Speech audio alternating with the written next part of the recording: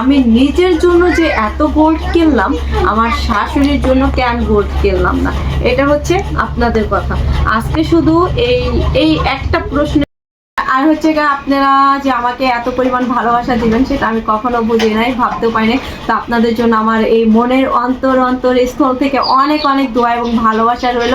আপনারা যেহেতু আমাদেরকে এত পরিমাণ ভালোবাসেন, আর আপনারা আমাকে অনেকেই কমেন্ট করে জানতে চান, অনেকেই কমেন্ট করেন যে ইউটিউব চ্যানেলে কাজ কিভাবে করতে হয়। তো অবশ্যই যারা আপনারা ইউটিউব চ্যানেলে কাজ করতে চান এবং শুরু থেকে শেষ পর্যন্ত টাকা হাতে পাওয়ার আগ পর্যন্ত চ্যানেল খোলা থেকে শুরু করে যত ধরনের কাজ আছে, যদি আপনারা করতে চান তাহলে অবশ্যই আমার এই ভিডিওতে ডিসক্রিপশনে ফোন নাম্বার দেওয়া থাকবে।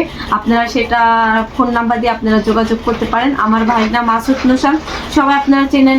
খুব ভালো একটা মানুষ এবং কি সব ধরনের কাজ করতে পারে, মোবাইলের সম্বন্ধে এবং ইউটিউব চ্যানেলের সম্বন্ধে, পেজের কাজ, যত ধরনের কাজ আছে সব কাজ ইনশাল্লাহ করতে পারে। ইনশাল্লাহ সব কাজ সাকসেসও হয়। তো আজকে বেশি কথা বলতে পারতেছি না, আমার সময় অনেক শর্ট। তো সবাই আপনারা যারা যারা কাজ করাইতে চান অবশ্যই কন্ট্যাক্ট করবেন। তো সবাই ভালো থাকবেন, সুস্থ থাকবেন। পরে এক সময় মাসুদকে সাথে করে নিয়ে তারপর হলো কথা বলবো। আল্লাহ হাফেজ। আসসালামু আলাইকুম। আপনারা সবাই কেমন আছেন? আশা করি যে যেখানে আছেন সবাই অনেক ভালো আছেন এবং সুস্থ আছেন। চলে আসলাম নতুন আরেকটি ব্লগ নিয়ে। আর আজকে ব্লগটা শুরু করলাম বিকেলবেলা। আর আজকে প্রচুর পরিমাণ বৃষ্টি হচ্ছে। তো বৃষ্টির কারণে বাইরে যাওয়া বন্ধ হয়ে গেছে, ঘরের ভিতরে আছি। তো মিফতাহুলকে হলো পড়তে নিয়ে আসছি, মিফতাহুলকে পড়াইলাম। আর আজকে স্কুল বন্ধ গেছে বৃষ্টির কারণে, স্কুলে যাওয়া হয় না একটা। তো আজকে যে ভিডিওটা নিয়ে চলে আসছি, ভাবছিলাম না যে এই ধরনের ভিডিও বানাবো, বাট আপনাদের কথার জন্য মানে বাধ্যতামূলক আমার এই ভিডিওটা বানাইতেই হলো। আপনারা অনেক দিন যাবত আমাকে অনেক রিকোয়েস্ট করা হয়েছিল যে আমি কিছু গোল্ড কিনছিলাম সৌদি আরব থেকে। সেই গোল্ডগুলো আমি আসার পরে ভাবছিলাম যে গোল্ড কিনছি ঠিক আছে নিজের জন্য, এটা দেখানোর মতো কি আছে।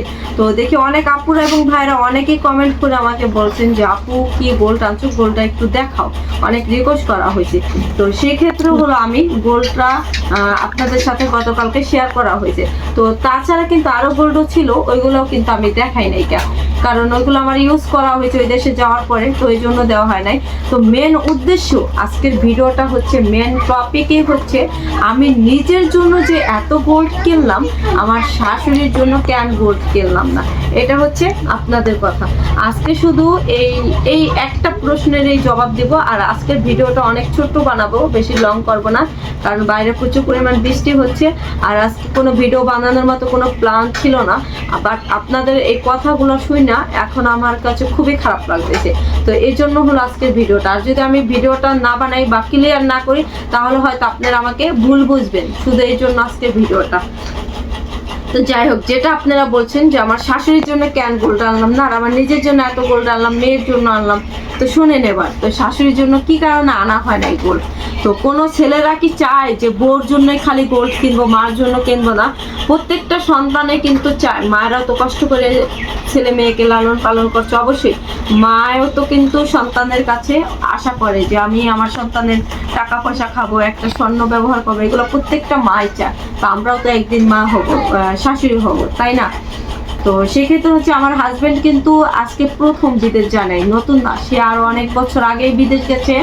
তো পুরনো মানুষে, তো সে আমাকে বিয়ে করার পর যখন প্রথম বিদেশ থেকে আসে তখন কিন্তু আমার এইখানে অনেক বিষয় আছে, আমাদের বিয়ের বিষয়গুলো নাই বললাম।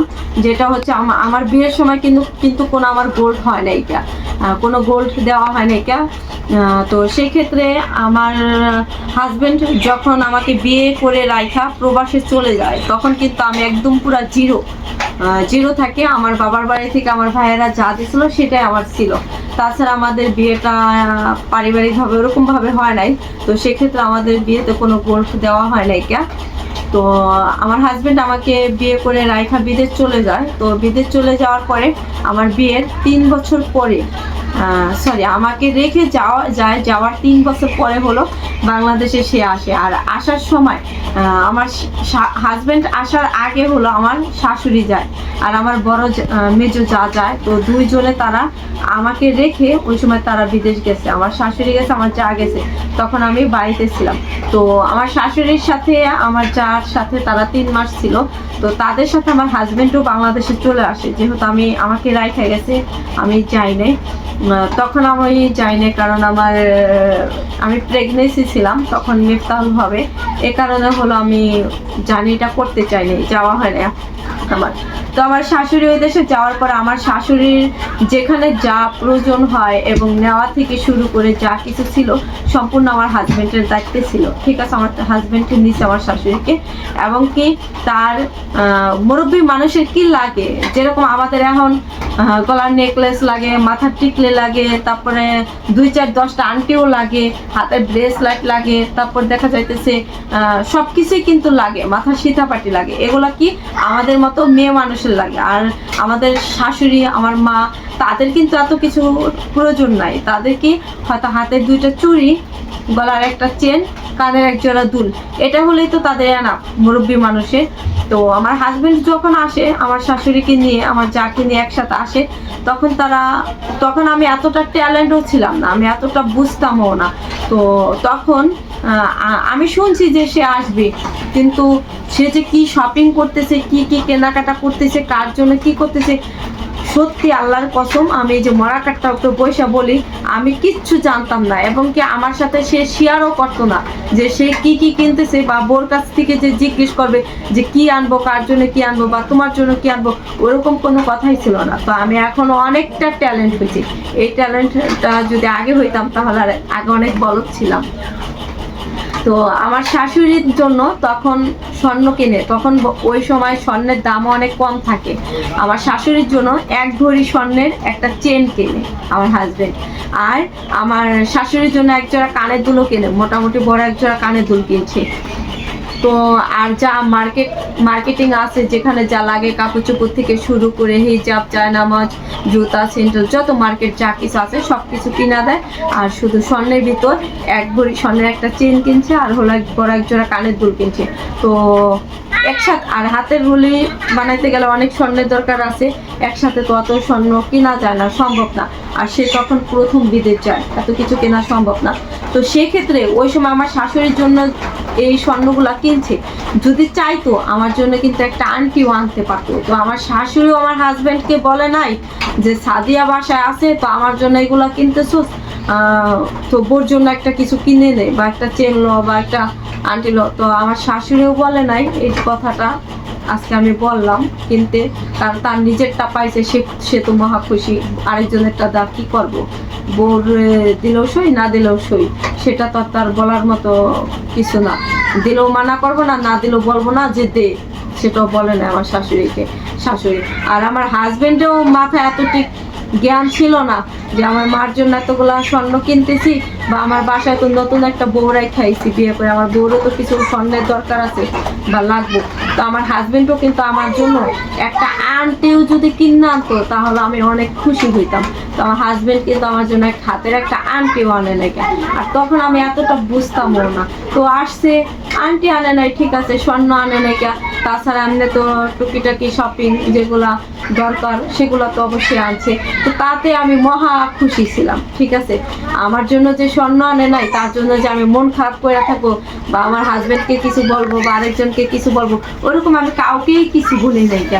তো যদি আমাকে কেউ জিজ্ঞেস করতো যে তোমার জন্য কি আনছে, তো আমি বলতাম যে এবার আনতে পারে নাই, আনবো, পরে আনবো। তো এই হচ্ছে বিষয়টা, ঠিক আছে। তো আমার শাশুড়ির কানের দুলও দিছি, চেনও দিছি, এখন শুধু হাতে 2টা চুড়ির দরকার, চুড়ি না। তো সেক্ষেত্রে তারা আসছে, বাংলাদেশে আসছে বাড়িতে, আর আমি তখন এতটা বুঝেও নাই, আমি রাগও করি নাই, অভিমানও করি নাই যে আমার জন্য এটা একটা স্বর্ণ আনলো না, বা আমি তাদের সাথে রাগ করে থাকবো, আমি কিছুই বলি নাই। ওরকম আমার মাথার ভিতর কিছু ছিলই না, আমি রাগ করবো তো দূরের কথা।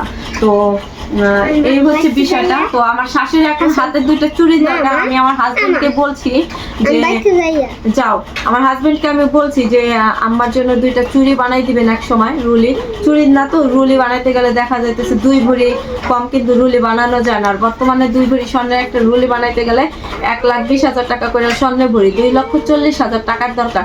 আর সেক্ষেত্রে আমাদেরকে নিচে নিয়ে আনতে, আমরা সৌদি আরব গেছি, যাই আসছি, মার্কেটিং সব করার পরে আমাদের মোট 8 লক্ষ টাকা খরচ হয়েছে, ঠিক আছে।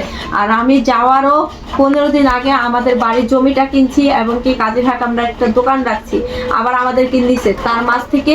এই জন্য হলো আমি বেশি স্বর্ণ কিনি নাই, গোল্ড কিনি নাই, হালকা পাতলা কিছু কিনছি, সেটা তো দেখাইলামই। আর আমার হাজবেন্ডেরও আকামা শেষ হয়ে গেছিল, তো আহামরি আমার হাজবেন্ড কিন্তু অনেক বিজনেসও করে না, অনেক লাখ লাখ টাকাও ইনকাম করে না। আমরা হলো একটা মধ্যবিত্ত পরিবারের মানুষ, তো আমাদের পক্ষে যতটুকু সম্ভব আমরা ততটুকু কেনাকাটা করছি। আমার হাজবেন্ডের জন্য স্বর্ণ আনি নাই, আগে তো দেওয়া হয়েছে, এর জন্য আনা হয় না। আর একটা চুড়ির বাকি আছে, ওই চুড়িটা ইনশাল্লাহ আপনারা সবাই দোয়া করবেন, আমি আমার হাজবেন্ডকে বলছি ওটা পরবর্তীতে দেওয়া হবে, ঠিক আছে। আর তার জন্য গোল্ড ছাড়া সাবান কন, শ্যাম্পু কন, জায়নামাজ, কাপড় চোপড়, জুতা, স্যান্ডেল, দুধ, ট্যাঙ্ক, যেখানে যা লাগে মুরব্বী মানুষের তা তো সব কিছু আনাই হয়েছে, ঠিক আছে। তো এই জন্য হলো সবচেয়ে বেশি খারাপ লাগে যে আপনার জন্য স্বর্ণ কিনবেন, শাশুড়ির জন্য কিনে নেয়। তো এবার তো আপনারা বুঝতে পারলেন, আগে আমার শাশুড়িকে স্বর্ণ পরাইছি, ঠিক আছে। আমার শাশুড়িকে আগে আমার হাজবেন্ড স্বর্ণ দিছে, তারপরে হলো বোর জন্য স্বর্ণ কিনছে, ঠিক আছে। আপনারা না জেনে, না শুনে, না বুঝে যে কথা বলেন, এগুলো ভালো লাগে না। তো সবাই ভালো থাকবেন, সুস্থ থাকবেন। আর যদি কাউকে কোনো মনে কষ্ট দিয়ে থাকে তাহলে অবশ্যই সকালে ক্ষমা দৃষ্টিতে দেখবেন। পরবর্তী ভিডিওগুলো আবার দেখতে থাকেন। আল্লাহ হাফেজ।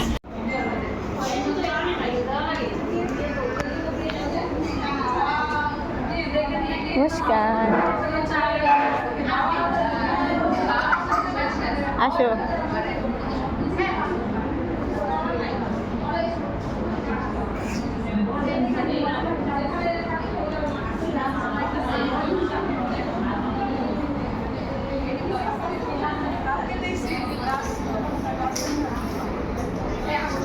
কোথায় গেছিলা?